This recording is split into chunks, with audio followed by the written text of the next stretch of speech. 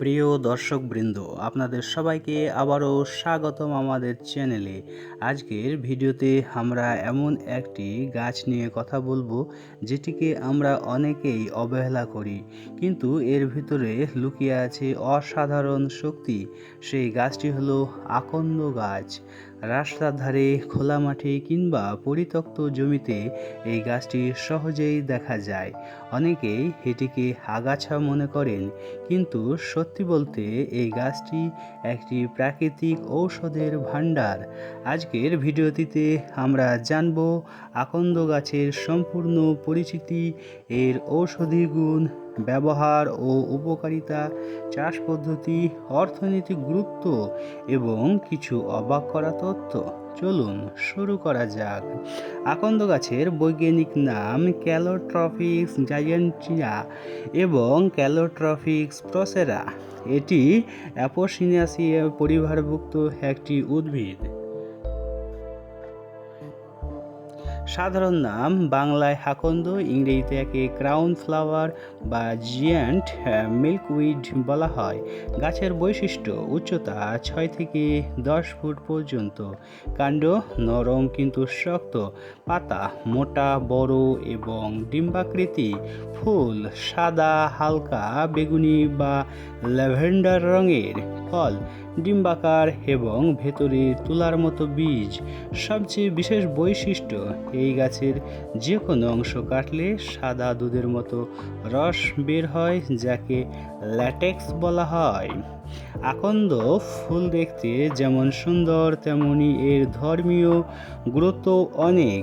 বিশেষ করে শিব পূজায় এই ফুল ব্যবহার করা হয়, পবিত্র ও শুভ বলে মনে করা হয়। অনেক জায়গায় পূজা পার্বণে বাধ্যতামূলক ফুল হিসেবে ব্যবহৃত। ফুলের বৈশিষ্ট্য: তারকা আকৃতির, দীর্ঘ সময় সতেজ থাকে, হালকা সুগন্ধযুক্ত। আকন্দ গাছ প্রাচীনকাল থেকে আয়ুর্বেদিক ও লোকজ চিকিৎসায় ব্যবহৃত হয়ে আসছে, যেমন ব্যথার উপশম।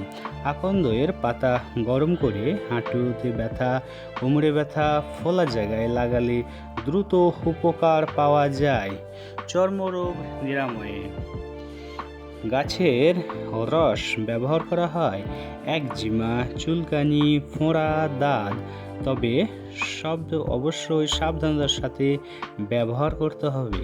সর্দি কাশি দূরীকরণের ক্ষেত্রে পাতা গরম করে বুকে দিলে সর্দি কমে যায়, কাশি কমে, শ্বাসকষ্টে আরাম দেয়। দাঁতের ব্যথা: আকন্দের ডাল দিয়ে দাঁত পরিষ্কার করলে দাঁতের ব্যথা কমে, মাড়ি শক্ত হয়। পোকামাকড় প্রতিরোধ: গাছের রস প্রাকৃতিক কীটনাশক, কৃষিতে খুবই কার্যকর। তবে কিছু সতর্কতা অবলম্বন করতে হবে। আকন্দ গাছ ব্যবহার করার সময় অবশ্যই সাবধান থাকতে হবে। এর দুধ ল্যাটেক্স বিষাক্ত হতে পারে, চোখে লাগলে ক্ষতি হতে পারে। অতিরিক্ত ব্যবহারে ত্বকে জ্বালা হতে পারে, তাই শিশুদের থেকে দূরে রাখুন। সরাসরি ব্যবহার করার আগে বিশেষজ্ঞদের পরামর্শ নিন।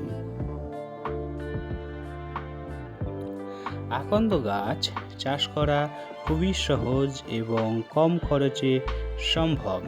মাটি নির্বাচন: অনুর্বর জমিতে ভালো জন্মায়, বেলে বা দোআঁশ মাটি উপযুক্ত। আবহাওয়া: রোদযুক্ত পরিবেশ পছন্দ করে, গরম আবহাওয়ায় দ্রুত বৃদ্ধি পায়। বীজ রোপণ: বীজ থেকে সহজে চারা হয়, বর্ষাকালে বপন করলে ভালো ফল পাওয়া যায়। সেচ ব্যবস্থা: খুব জল লাগে না, অতিরিক্ত জল দিলে গাছ নষ্ট হয়ে যায়। পরিচর্যা: খুব বেশি যত্ন লাগে না, আগাছা পরিষ্কার করলেই যথেষ্ট। কৃষিতে ব্যবহার: আকন্দ গাছ কৃষকদের জন্য খুবই উপকারী। প্রাকৃতিক কীটনাশক হিসেবে ব্যবহার, জমির উর্বরতা বজায় রাখতে সাহায্য করে। পশুখাদ্য হিসেবে সীমিত ব্যবহার। অর্থনৈতিক গুরুত্ব: বর্তমানে আকন্দ গাছ থেকে আয়ুর্বেদিক ঔষধ তৈরি হয়, বিভিন্ন হার্বাল প্রোডাক্ট তৈরি হয়, ফুল বিক্রি করে আয় করা যায়, তাই এটি একটি সম্ভাবনাময় গাছ। আকন্দ গাছ পরিবেশের জন্য খুবই গুরুত্বপূর্ণ। মাটি ক্ষয় রোধ করে, পাখি ও পোকামাকড়ের আশ্রয়স্থল, বাতাস পরিশোধনে সহায়ক। কিছু মজার তথ্য: মরুভূমিতেও জন্মাতে পারে, খুব কম যত্নেই বেঁচে থাকে, এর তুলার মতো বীজ বাতাসে উড়ে ছড়িয়ে পড়ে। দর্শকবৃন্দ, আজ আমরা জানলাম যে একটি সাধারণ আকন্দ গাছ কতটা গুরুত্বপূর্ণ। এটি শুধু একটি গাছ নয়, এটি একটি প্রাকৃতিক ঔষধ, কৃষির বন্ধু এবং পরিবেশের রক্ষক। তাই আমরা যেন এই গাছকে অবহেলা না করি এবং এর সঠিক ব্যবহার করি। ভিডিওটি যদি আপনার ভালো লাগে তাহলে একটা লাইক করে দেবেন এবং এই ভিডিওটি সম্পর্কে আপনার মহামূল্যবান মন্তব্য কমেন্ট বক্সে লিখে জানাতে ভুলবেন না। কিন্তু ভিডিওটি যদি আপনার কাছে উপকারী মনে হয় তাহলে আপনার বন্ধু বান্ধবদের সঙ্গে শেয়ারও করতে পারেন। এবং যারা নতুন এসেছেন আমাদের এই চ্যানেলে, ভালোবেসে সাবস্ক্রাইব করে পাশের বেল আইকনটি অন করে দেবেন, তাহলে সবার আগে আমাদের ভিডিও আপনার সামনে এসে উপস্থিত হবে।